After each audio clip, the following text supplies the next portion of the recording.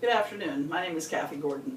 I'm currently enrolled in Western Governors University's Bachelor of Science in Nursing program. Thank you very much for viewing my presentation today. I would like to start by giving a little background on the reason that I chose the topic that I did for this presentation. I've been in the medical profession since the age of 16. I started in a clerical position in a 40-bed hospital and progressed through my educational efforts to my present position as a registered nurse in a teaching hospital. I currently hold an Associate of Science in Nursing degree. Until I began my research for this presentation, it was my belief that having a bachelor's degree versus an associate degree made no difference in the quality of nursing care or patient outcomes.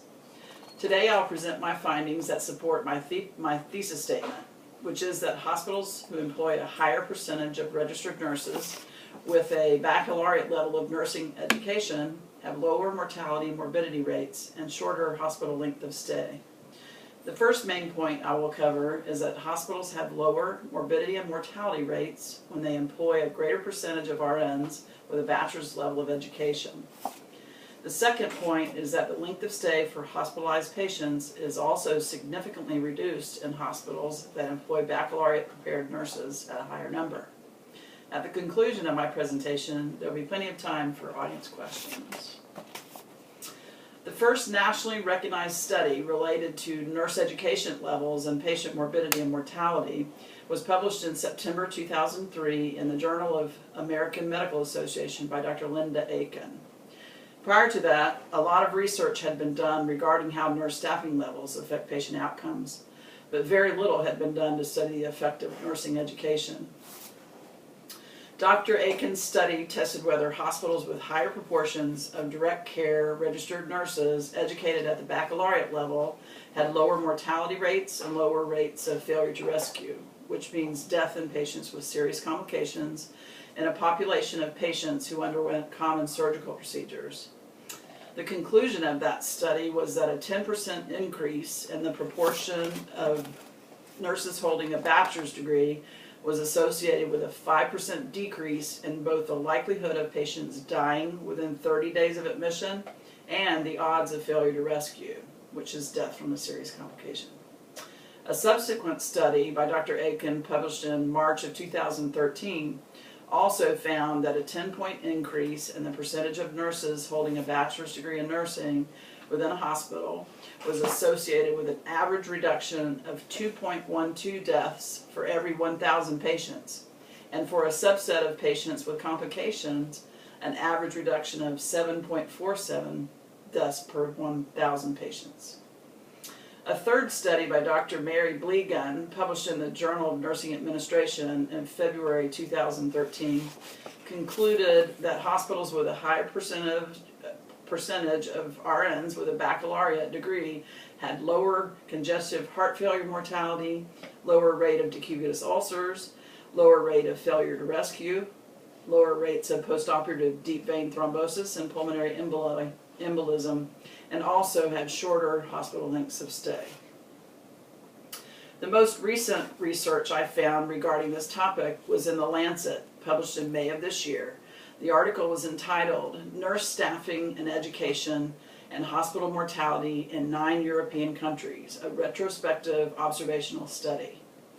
This study found that for every 10% increase in bachelor's degree nurses, there was an associated 7% decrease in the likelihood of an inpatient dying within 30 days of admission.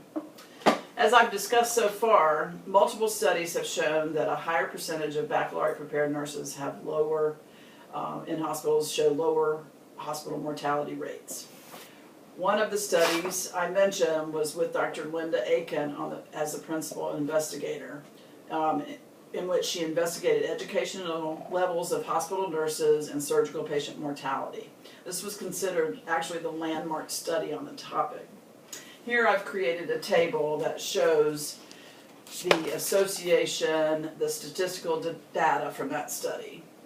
As you can see, the table shows a reduction in the mortality when the percentage of baccalaureate-prepared nurses rises.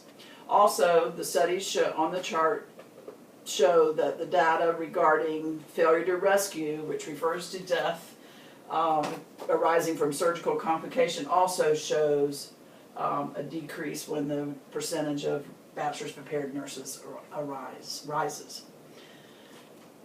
The numbers themselves might not seem very large, but when you think that we're dealing with patients' lives in these numbers, even one single percentage point is very significant.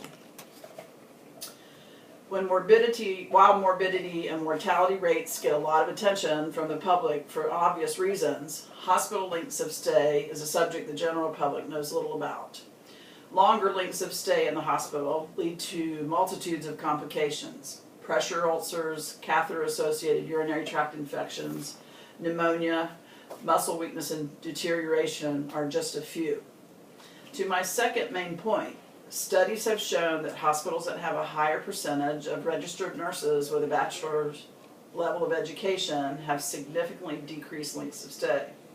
The same study I cited previously by Dr. Blegan, published in the Journal of Nursing Administration in 2013, concluded that hospitals with a higher percentage of registered nurses with a baccalaureate or higher degree had shorter lengths of stay.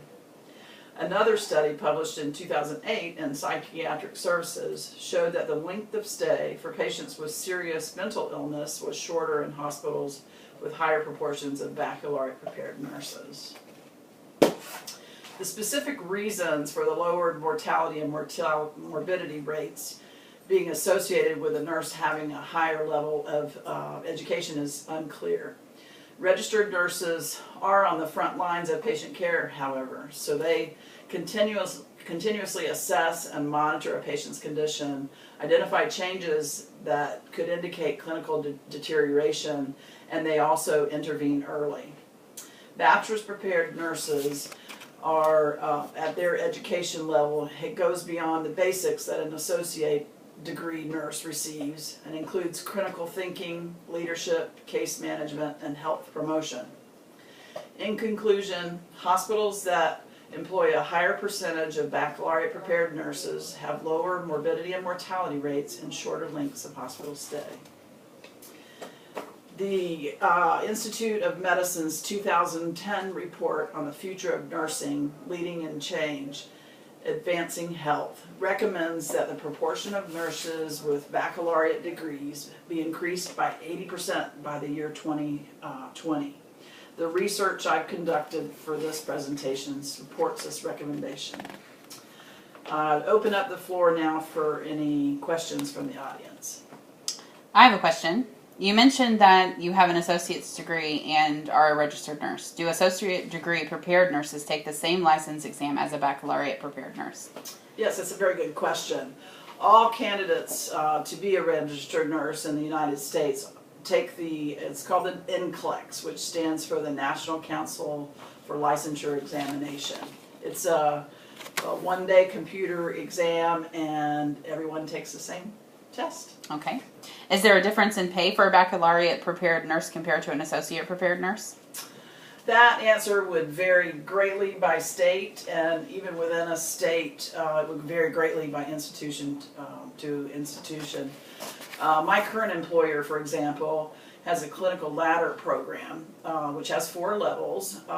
Each increase in a level comes with a 4% increase in pay. A nurse with an associate degree level could never achieve a clinical ladder 4 status. A minimum of a bachelor's degree is required for a level 4. Okay, are hospitals requiring entry-level nurses to have a baccalaureate degree? Once again, that kind of varies by state and also from institution to institution. My employer has a plan in place to have a minimum of 80% of their RN staff with a bachelor's degree by 2018. They want to try to beat the 2020 rule. There are a couple of exceptions, though, to that rule, since there are quite a few of us that have been in the field for a long time. If by January 1 of 2015 the nurse has been employed at my facility for at least 15 years and also has a national certification in their specialty, they can ask to be exempt. Another reason a person could ask to be exempt is if they reach the age of 60 by January 1, 2015. Are there any further questions? Nope, that's it. Thank you very much. Thank you very much for your time.